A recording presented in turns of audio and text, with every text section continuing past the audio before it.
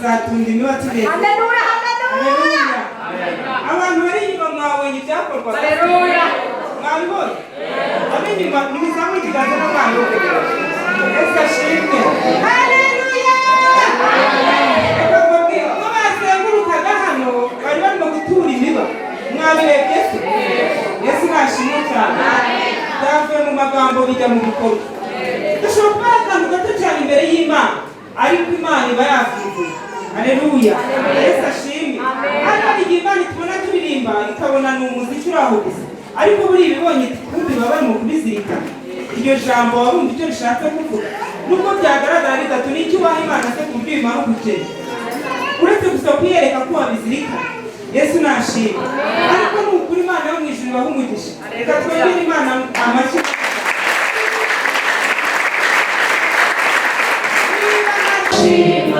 Ndagushima, ndagushima, ndaguhimbaza, Mwami ni wowe, ni wowe gusa, Yesu nzabashima, Mwami ni wowe gusa, Yesu nzabashima, iminsi yose uhimbaza.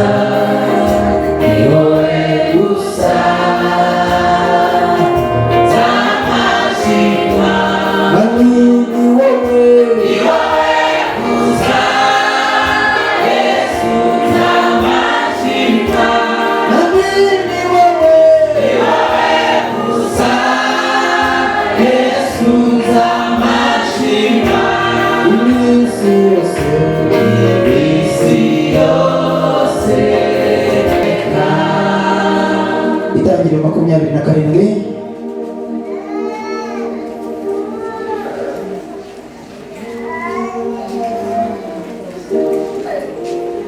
Twite cyane umurongo waho 30. Twageze umutwe w'amagambo ngewe na wise nubwo agiye kuwusoma, soma banza usome.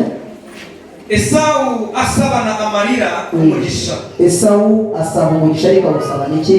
Amarira. Ngewe na wise kugarurirwa ibyacu turimo kunyagwa. Imana itugaruriza ibyawe wanyazwe. Kandi muri aya mezi asigaye Imana igaruza ibyawe wanyazwe. Nanivuze ngo Imana igaruza ibyawe wagize gute? Mwambarize ngo hari ikintu cyawe cyanyazwe wibuka? Hari icyo waba wibuka? Hari icyo waba wibuka? Mubwira ngo Imana igarura ibyawe byanyazwe. Imana igarura ibyawe byanyazwe muri uyu mugoroba. Imana igarura ibyawe byanyazwe muri aka kanya. Imana igarura ibyawe byanyazwe mu rugo rwawe. Imana igarura ibyawe byanyazwe muri aka bawe. Imana igarura ibyawe byanyazwe muri famiye. Zamura haleluya.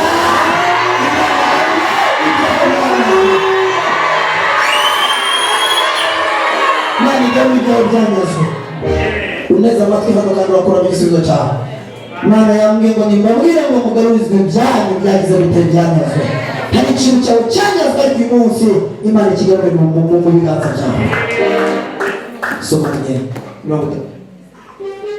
Isaka arangije guhesha Yakobo umugisha. Isaka arangije guhesha Yakobo umugisha. Yakobo akiva mu maso ya Isaka. Yakobo akiva mu maso ya Isaka. Ya Isaka waje. Mukuru we. Esau mukuru we. Arahinduka. Nawe ateka inyama. Nawe ateka inyama. Ziryoshye. Kandi zari ziryoshye. Azizanira ise. Abwira sati. Data. Byuka urye. Umuhigo w'umwana wawe.